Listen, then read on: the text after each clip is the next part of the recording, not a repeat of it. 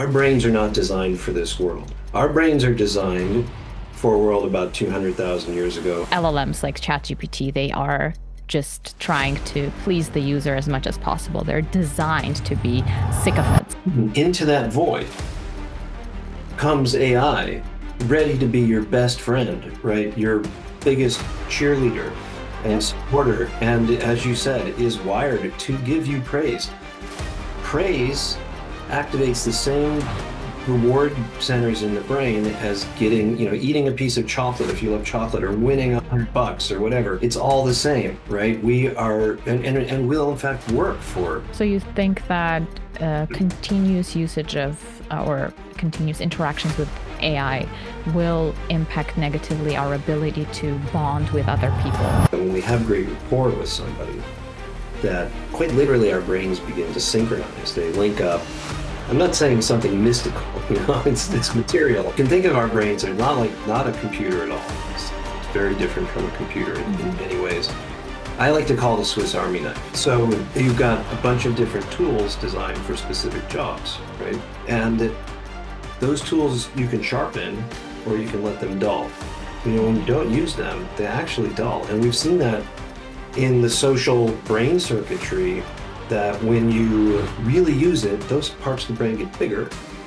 Yeah. And when you don't use it, when you're alone, they actually get smaller. The worst thing you can do for creativity and innovation is to chain yourself to a routine task, like typing in numbers in a spreadsheet.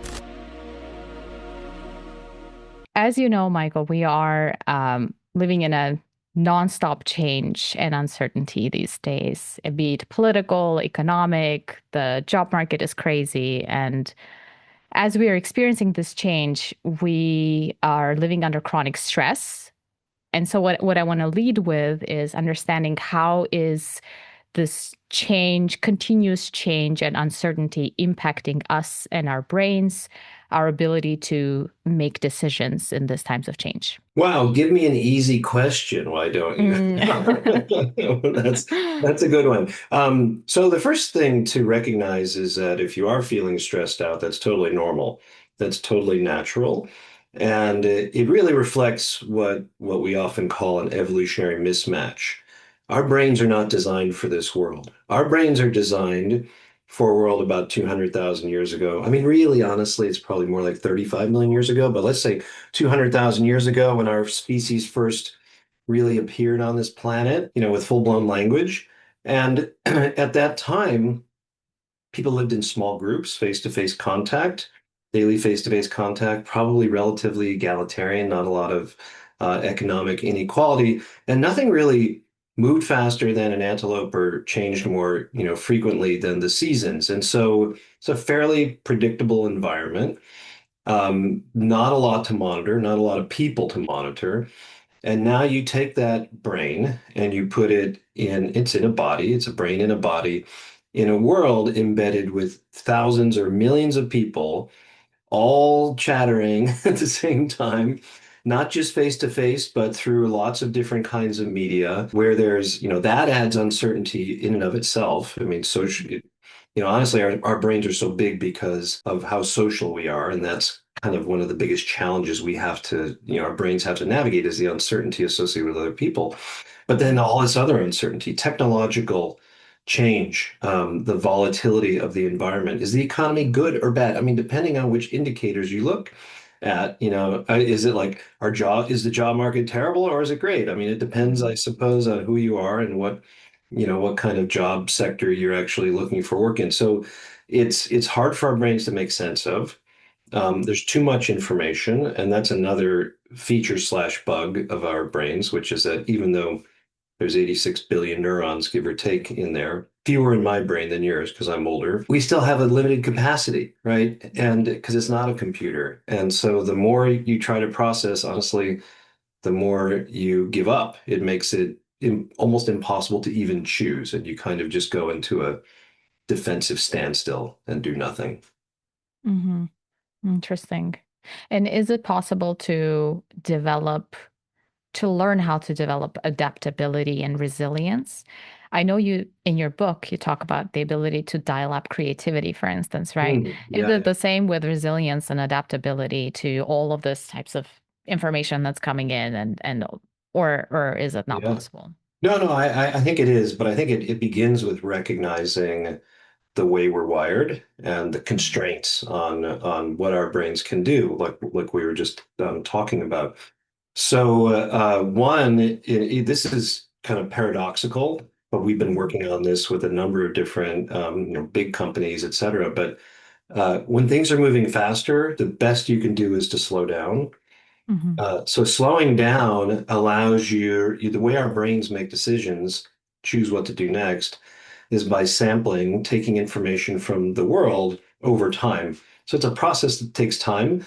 The longer you take, the more information you get, and the bigger that is relative to the noise or uncertainty in the signal. So slowing down in general always will typically will produce a much better outcome. That's when it's hard because sometimes you feel this sense of urgency. So if look, if you're going to go faster, you're probably going to make more mistakes, and you just have to tolerate that. So if you can slow down, great. And quite literally slow down your nervous system by, this is real, like pause, take Mhm. a few deep breaths. When you do that, and this is ancient wisdom, right? That we're all kind of aware of. But what that does is that it gives you more time, but it also serves to downregulate arousal, right? That dial on emotion that goes up when you're feeling threat, when you're feeling uncertain, when you're feeling that sense of urgency. So when you turn that dial down, that means you get more signal and less noise. Mhm. And it's also just healthier, right? You just feel calmer about the decision that you're about to make. And actually, I'm co-authoring a book right now with that title called Pause, which is sort of how to build mindful pauses and reflection into the decision process. So that's one strategy Mhm. for resilience and adaptability. I mean, I think that there are many. The second that I always fall back on is the power of social connection, the power of us. I Yeah. mean, we as a species are wired to connect with each other. We have specialized circuitry in our heads to do that. We're motivated to do that. When we don't have connection, when we're lonely and we're disconnected, that's bad for your health. It's worse than smoking 15 cigarettes a day, Yeah. cumulatively. Um, but that is also our source of strength. And we've learned a lot about that from other part of my work that is on this Monkey Island, Cayo Santiago Island off the coast of Puerto Rico, where we've been studying several thousand rhesus macaques for the last 18 years. These are monkeys who basically, they're just like us. They share 94% of their DNA, same brain structures wired up in the same way.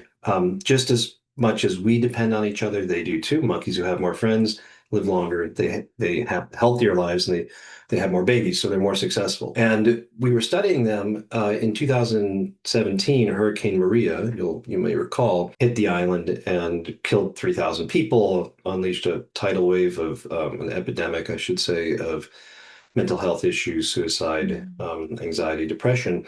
And it hit Monkey Island first, and this was devastating for them. It completely destroyed their environment.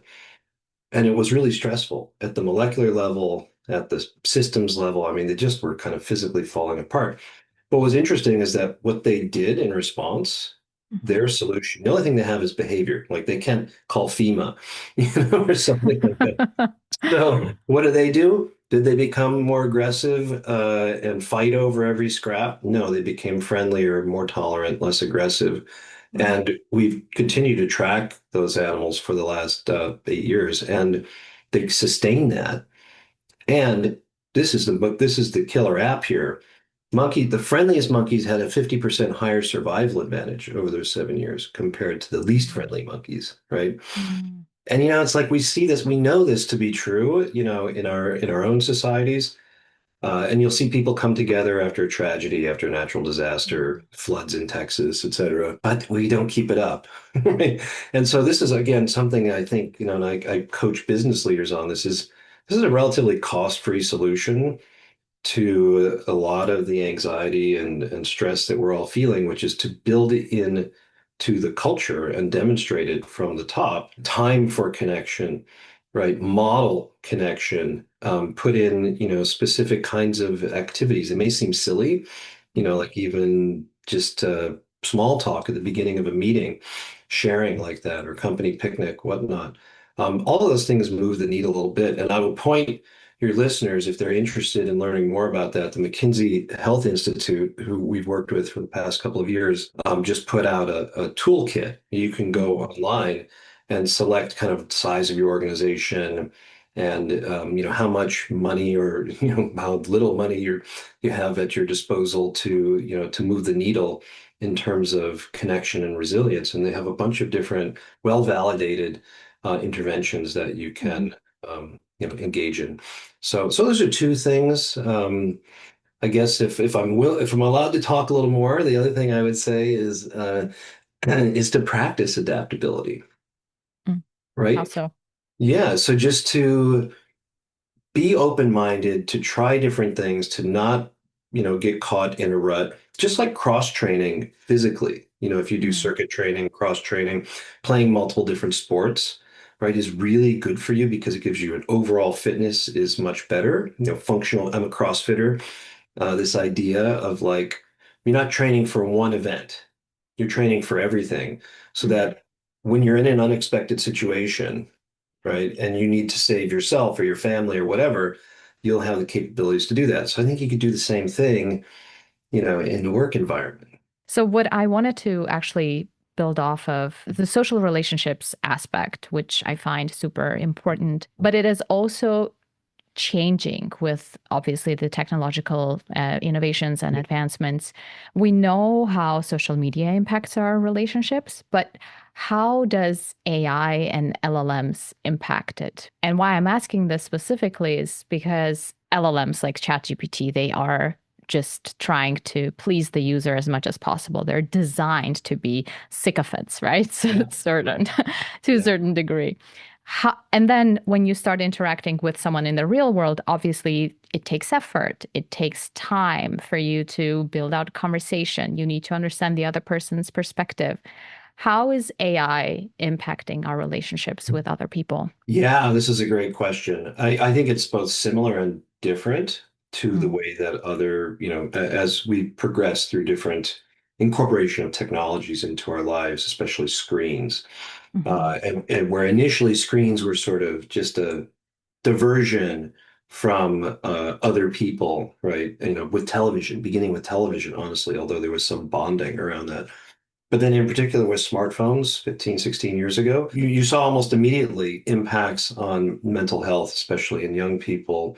You saw people becoming more isolated, more aggressive. You see fractioning attention, and so that already I think was precipitating this, this great disconnection, right?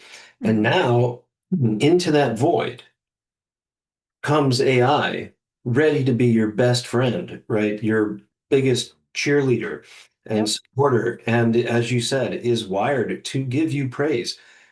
Praise activates the same reward centers in the brain as getting, eating a piece of chocolate if you love chocolate, or winning Ooh. $100 or whatever. It's all the same, right? We are, and will in fact work for praise, will work for social reward. So it is Yeah. economic, it is valuable for us, and it has a currency in our brains. And so this is, I think, particularly concerning that you will, develop, and people already, this is already happening, right? I mean, with many stories and anecdotes of people who've gotten so, they've fallen in love with their Yeah. chatbots, right? They've gotten Mhm. married to them. They've done really terrible things to themselves because they were Mhm. affirmed by by the chatbot. So because it's not a real relationship. And so that is, it's actually one of my biggest worries is where that's heading. So you think that continuous usage of or continuous interactions with AI will impact negatively our ability to bond with other people? Yeah, in two ways. I mean, one, you're spending more time with the chatbot, so Yeah. that's less time out in the world exercising those capabilities, right? And Yeah. again, going back to smartphones, once young people were, sitting in their rooms and texting and sending emojis instead of actually learning how to have face-to-face communication with somebody. Yeah. Yeah, I think that those skills already failed to develop or were much weaker.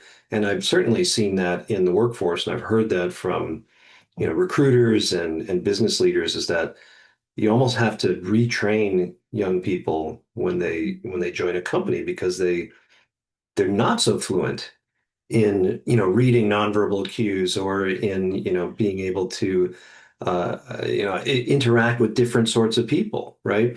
And so now that your chatbot and you're like never leave it. So one, you're not developing those skills out in the world, and two, they just may, through lack of use, they're just going to potentially atrophy as Yeah. well. I mean, that is something we understand very well about brain circuits. They are you can think of our brains as not a computer at all. It's very different from a computer in Mhm. many ways. I like to call it a Swiss Army knife. So you've got a bunch of different tools designed for specific jobs, right? And those tools you can sharpen or you can let them dull.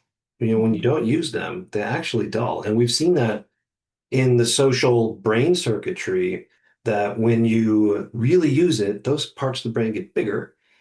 Yeah. And when you don't use it, when you're alone, they actually get smaller. And that Mhm. means something else in your brain is getting bigger. Right? Probably the self-rumination, Yeah. depression, which leads to Yeah. depression, parts of your brain. But then I want to know, how do you think AI is in general impacting our brain? We have studies where they talk about like offloading some of the decision making to AI is also Yeah. degrading our, as you said, right? This is also a skill decision making. Yeah. So, how is it impacting our brain in general? And what are you mindful of as you're using AI yourself so that it It's a doesn't great impact question. you negatively? It's a great question. It's exactly like we were just discussing in terms of those tools getting dull. If you're not using them, Hmm. then they're going to get dull. And that is, I think, a really big worry. And I felt it myself. If I don't do enough of the hard writing myself, like, that's why like email is great because I'm free form there myself. And Mm. that's a good time to stretch my, verbal legs, so to speak. There are studies out there showing that, attentional capacities begin to diminish, working memory maybe Yeah. diminishes. Verbal fluency diminishes, probably reasoning as well. Do you know the movie Idiocracy? It may be before your time. Well, you're really going to have to watch this. So it came I out. will. It came out about 30 years ago. Gosh, is it 30 years ago, 25 years ago, something like that? And it's not Owen Wilson, it's his brother. So he's the main character, and he's supposed to be like he's maybe just below average intelligence, and he's in the military. And they basically put him into an experiment where he's put into, suspended hibernation, frozen essentially. Hmm. And then he's woken up some 500 years later, where it's a world where AI and automation and robots have kind of taken over everything.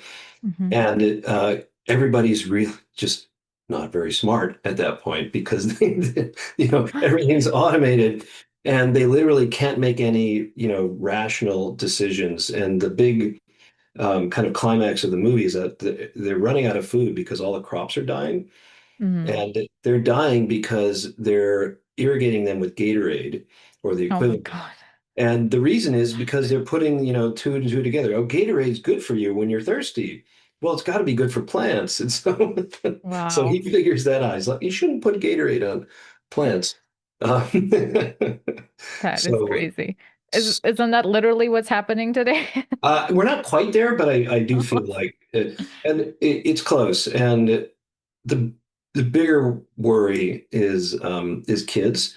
So, Yeah. children readily endorse the fact, in anonymous surveys that they're using AI all the time to do their homework, and they do better on their homework. But when they don't have access to the AI, they're not doing Yeah. so well at all.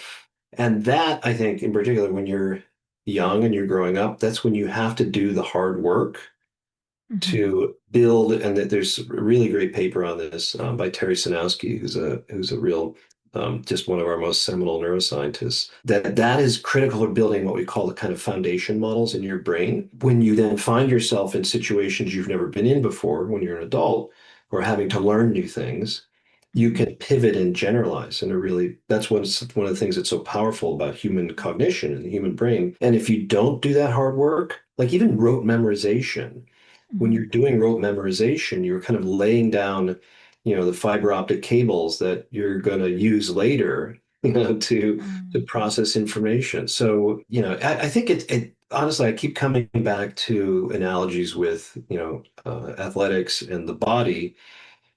If you are going to compete in the Olympics, you don't want to watch a robot do the thing you're going to do and you sit there and eat popcorn. Yeah. You've got to actually go to the gym and lift weights and get up at 5 in the morning and practice the routines that eventually, 10, 15 years down the road, you're going to, need to perform flawlessly under, all the lights and all the scrutiny, with Mhm. everything on the line. If you didn't do the hard work, you're not going to perform. So you are more worried about the younger generation, the ones that are in school right now versus us who are starting to use AI after we have graduated. Yeah, I think again it's similar to social media. It's like people my age, we have established those skills. We have established social networks in the real world. Mhm. We have mentors. We're embedded in, the company culture or whatever that might be. So it's fine for me to only come into work a couple days a week. It's probably totally fine. For Yeah. young people coming out of the pandemic in particular, nobody wants to return to the office. Yeah. But you need to do that because it's critical for your health and well-being and for developing mentorship and learning the company culture and just becoming part of something, which is where we get meaning and purpose. Yeah. And without that, what else do you have left? And I think that is ultimately kind of maybe the ultimate danger of Mhm. AI, which is that if, let's imagine that some of the predictions about labor dislocation are true, and you've got 20% unemployment or something like that, or worse in certain Some sectors. say 50, yeah. And some say 50. We just saw it with Yeah. Block, right, over the last 24 hours, and Yeah. a 40% cut in the workforce. So for us, when we don't have, at least as here in the United States, when we don't have work, most of us kind of lack a sense of meaning and purpose. And maybe this is an opportunity because we can level up the parts of our lives that used to give meaning and purpose, Mhm. 200,000 years ago or 10,000 years ago, which was family and community and ritual and creativity, music, all of those things that are so important to our well-being and to social bonding, et cetera, which we've kind of replaced with work and consumption, consumerism, Mhm. right? Brands have become substitutes for religions, in many ways. So maybe it's a time, this is the upside. So let's imagine there's all that massive, disruption, and let's imagine there's some sort of UBI or helicopter money of some sort, right? Maybe that's an opportunity to get back to basics Mhm. Yeah. In an ideal world, probably. in an ideal world. I'm hoping that it's not going to be a game of survival with all Uh, the cuts and everything. So yeah, me too. it's it's I hard to mean, predict, I guess. I have three kids, I have three sons who are 26, 22, and 16. And that's my biggest source of worry. It's not for myself, Mm. I'll be fine. But, what kind of world are they going to be graduating into? And, getting back to the beginning, the first question you asked in terms of Yeah. uncertainty and volatility and if your very livelihood is threatened, that all of these things are forces that just turn up that vigilance dial in your brain, and Yeah. you're sort of always in a defensive posture Yeah. that narrows your mind. Honestly, it's harder to be innovative and creative and take risks. And it focuses you on the bad things that, it's sort of a vicious cycle Mhm. because like if there's, okay, let's imagine I give you a 50-50 gamble on winning some money and losing money. Typically, you have to pay, you offer people a little bit more that they could win than they could lose to accept that gamble. People who are in a negative frame of mind focus Mm. much more on that. The The negative loss. thing, the loss, and they're much more loss averse, and it's harder and harder to overcome that. Really challenging. Yeah. Yeah. I was thinking about your five-step decision-making process as I was thinking about uncertainty. And as much as I use it, I realize that there's so much less evidence and so much less information available to us these days to be able to go through that five-step process in itself and make decisions that seem like good ones because it's just getting harder and harder to decide which country do you want to live in the Yeah. future, safety gonna look like for you, and like just making those decisions now, looking into the future that doesn't you can't see, it's very difficult. I mean, there's sort of a meta level to this decision making as well, which is when you're trying to evaluate your prospects that are in front of you, and you're getting, information as you said, but it's noisier, right? Maybe a little bit weaker signal. Your brain is also across decisions, trying to evaluate, is my model of the world right or not, right? Or do I have Hmm. to fundamentally change it? Oh yeah. And so every time there's a little difference in kind of what you predicted the world would look like and what it did, your brain has to decide, well, was that just noise, just statistical noise, or Hmm. was there a fundamental shift? And now Hmm. we're living in a completely different time, which means that all the ways that you had learned to evaluate, which country you want to live in, maybe doesn't, you throw it out the window and you have to start from scratch in Hmm. terms of, and we might be at Yeah. one of those junctures. I feel that very strongly now, and I feel like it's more of an identity shift that is happening among people. It's on a fundamental level, a lot of the things are changing. It's just like we don't have ground underneath our feet to Mhm. understand, okay, this is the solid ground that I'm building upon. And I know the future may look uncertain, but at least I have this. It's like evaluating everything and questioning everything that you thought was true before. I feel like that's the change at least some people are experiencing, including myself, which Yeah. is why this conversation is super important for me. Well, I hope, I mean, I hope there's some nuggets of something useful in here. Hmm. I mean, if nothing else, then to just, I think people do get some solace out of understanding that, again, this is natural, right? Natural in the way that Yeah. you feel and the struggles that you're having. It's not because of some personal failing, right? It's just the way we are wired as a species, and it just reflects design principles, efficiencies in our brain, and constraints because it's a biological system. It's Hmm. not a computer. Hmm. Yeah. Talking about some of the skills that we need for the future, you talk about how it's possible to dial up creativity, for example. Mhm. And as AI is automating a lot of the routine tasks, as we talked about already, how do you think how important is creativity becoming for us to develop these days? That's a great question. It's a little bit paradoxical, and I don't know where I settle on this right now. Again, because things are changing. By the time you put release this podcast, whatever I say will probably be wrong. But where various LLMs have AI, has been given standard tests of creativity in humans, as kind of flawed as those are. Like one is the alternative uses test that we use this all Yeah, the time. I the show brick. I show you a brick, Hmm. and I say you got 2 minutes to give me as many different, uses for a brick that's not building a wall or something like that. Then you give that to an LLM, and you can code it for how many and how clever they are. And the LLMs, even going back to like 2023, were already surpassing Yeah. you know, most of the population. So on the one hand, you might say, "Wow, they're really creative," and I remember even in 2023, I uploaded a few of my papers to Gemini Notebook LM to have a podcast made because that was kind of cute, right? That was pretty fun.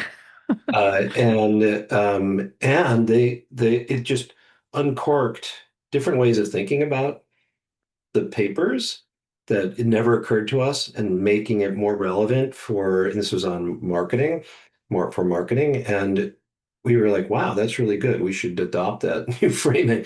So on the one hand, there's some creativity built into it just by virtue of the patterns that, that human thought and writing has already produced, right? But do I really believe that if, I don't know, the Beatles had never existed, somehow, AI would create the Beatles? That's Mhm. difficult for me to really, because so many things came together at once, and it was the collective forces of those. If you watch that movie about, when they were recording their last album, and then it's really incredible, right?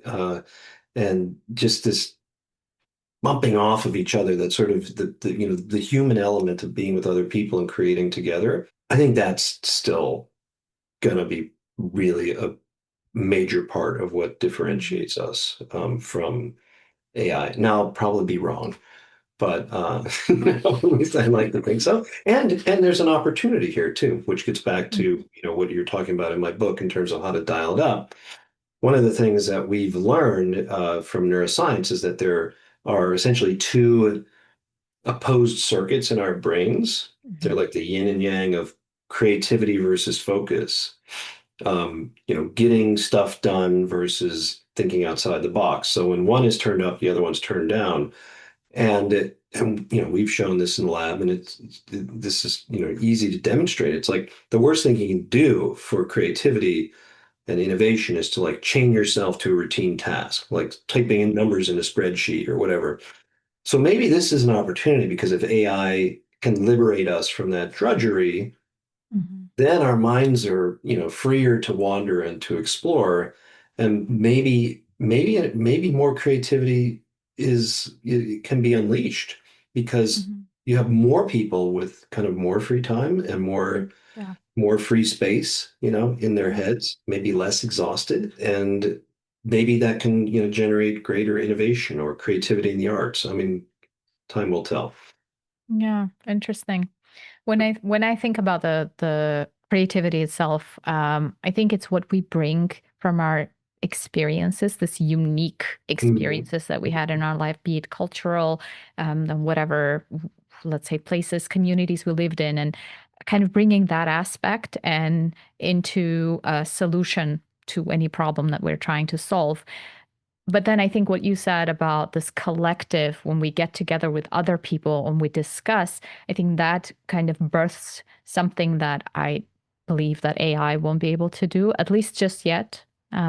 And there is just going to give you a sheer volume of what can you do with a brick, right? Alternative uses of a brick, Yeah. whereas you are going to bring something unique to it that, or maybe some fresh, something that is happening now in this moment that hasn't happened historically before. So, I don't know. Yeah, Maybe no, I totally agree with you. And I think there's another element to this, even, which is even deeper in the way that our brains work, which is they're at the the level of the neurons. Those are the Mhm. individual computing elements that do all the work. There's 86 billion, give or take, in your brain, making 100 trillion connections. And they're stochastic, so you can run the same stimulus twice through them, or 10 times or 100 times, and the output is always just a little bit different, right? Mhm. Statistically, on average, the same, but there's some indeterminacy there.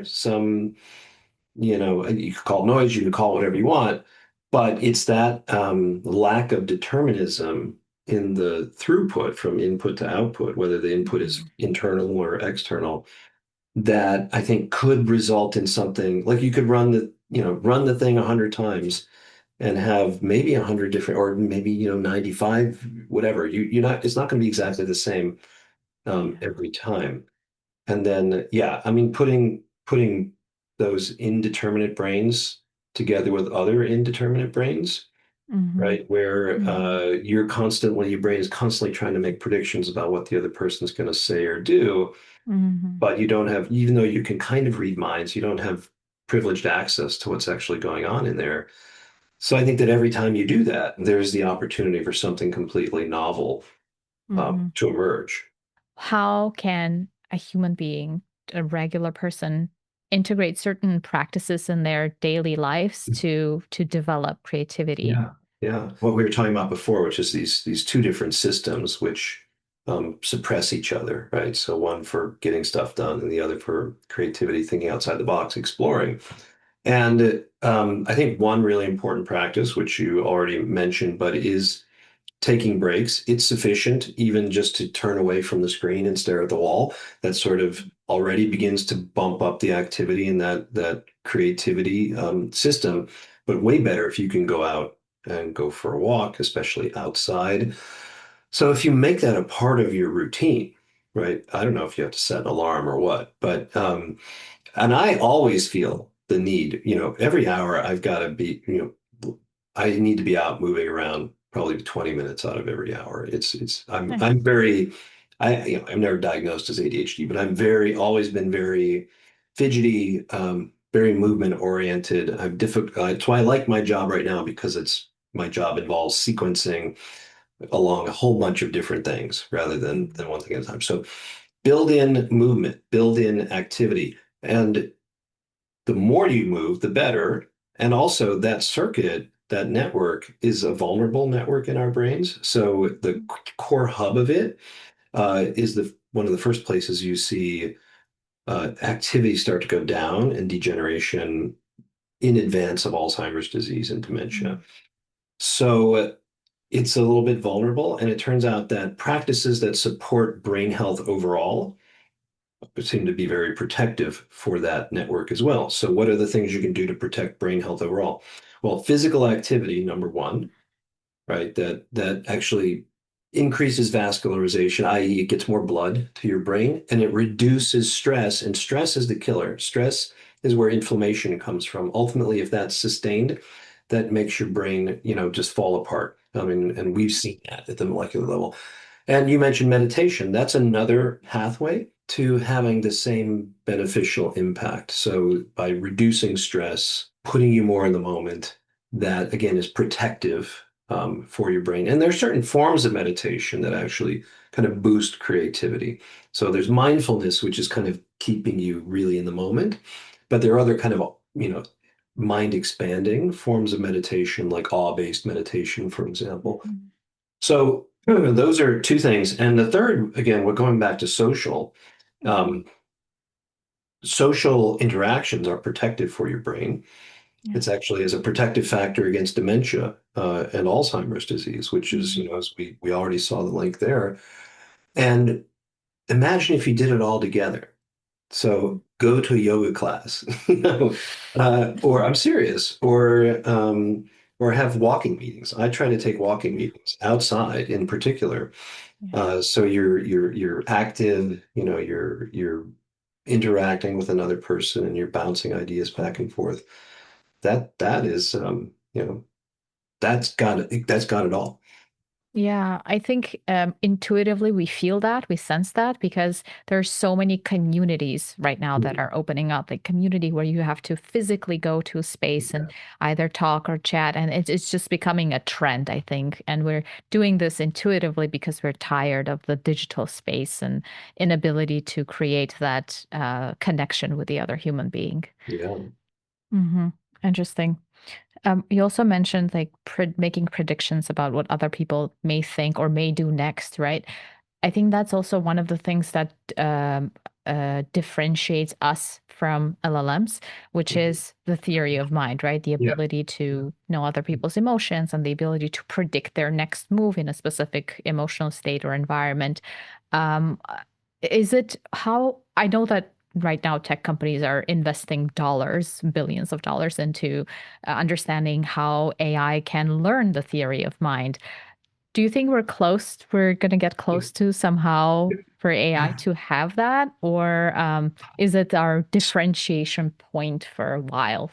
This is a dirty, not so secret, but LLMs pass standard theory of mind tests with flying colors. Mm. Often they do really well. That is just, I think, because they've ingested so much Yeah. data that they can do pattern analysis really, really well. Does that mean they really understand what's going on in somebody's mind? No, I don't think so. I think that where it starts to get really interesting and where the difference and disconnect between an artificial brain and a biological brain is when you're putting them together, that artificial brain it's silicon, it's chips, it's whatever. It doesn't have biological processes that connect with and resonate with a human being. So one of the beautiful biological discoveries about how humans interact and other animals too is that when we have great rapport with somebody, that quite literally our brains begin to synchronize. They link up. I'm not saying something mystical, it's Yeah. material, Yeah. but what happens is like, when you have that friend who you finish each other's sentences, the pattern of activity in each of your brains is very well aligned. So you're seeing things more similarly, feeling similar things, and more likely to take action together. And it percolates down to your body, your heart beat together, you breathe together. And it's that co-regulation that is so central to our resilience, I think, probably our creativity to understanding what's going on in somebody else's head. And that I don't see a way for that to happen with, an artificial agent. Even if it is, an embodied social robot, it's still only mimicking those things.